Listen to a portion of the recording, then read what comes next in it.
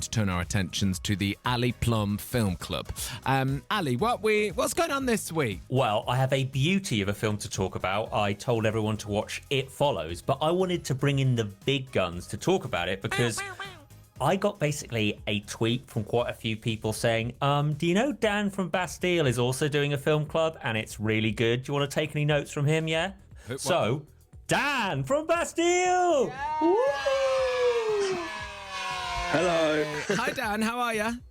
I'm good, thanks, man. How are you doing? Yeah, very good, thank you. So, two rival film clubs joining forces on this show. Wow. Bring it on. I want to just flag up is that yours has a really good name, doesn't it? Like it's on Instagram Live and it's got a name that I wish I'd come up with. Well, distraction tactics. Because that's what it is, right? That's all we're doing.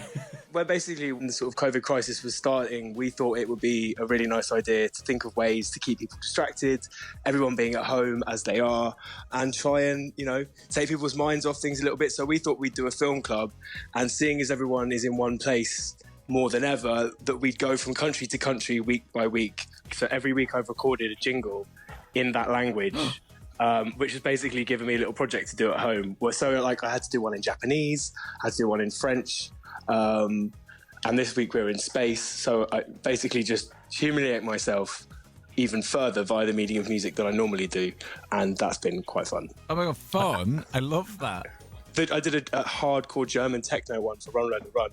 Oh my God, we need to hear all these. I'm going to check them out immediately. They're pretty embarrassing, but just trying to keep people distracted, guys.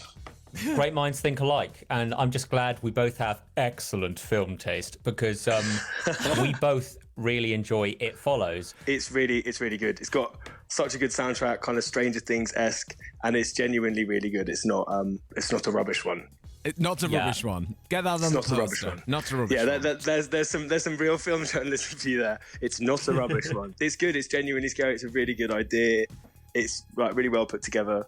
Part of a crop of really decent, interesting horrors over the last few years, including like Get Out and Hereditary, that they're actually really entertaining and pretty scary, and I guess pretty cool young filmmakers trying to do something interesting with the genre.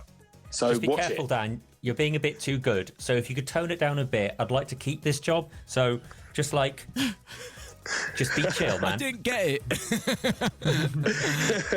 Dan, are you someone who can watch a film like Get Out or It Follows, and then when the film ends, you're like, that's fine, and go to bed? Because films like this really sort of live with me for a little while, and I'll have horrible nightmares, and I'll feel weird for a few days. How do these films sit with you? I'm a weirdo. Like, I actually, when I was a kid, got into film in a big way via horror, which I don't love so much anymore, but I think basically my parents are just really happy that I didn't turn out to be a serial killer, because the amount of horror films I watched as a teenager, you probably would have suspected that I might have done. But luckily, I grew out of it. I've got a question, though. Like, Dan, as you're here and you're being so kind, joining us here for Ali Plumb's Film Club, I was wondering if you could help me pick next time around what our next movie will be. I've got 3 to suggest. If you could just pick one, that would be awesome. Yes. So these are all happen to be on Netflix UK, and they're all movies that I really enjoy. So I've got a heist thriller from Ben Affleck, also starring Jeremy Renner and a bunch of others, called The Town. There's this amazing thriller which stars Jake Gyllenhaal and also Hugh Jackman, really dark, called Prisoners. But then there's Ryan Gosling and Steve Carell in The Big Short, which is also a very good film. So what do you want to pick?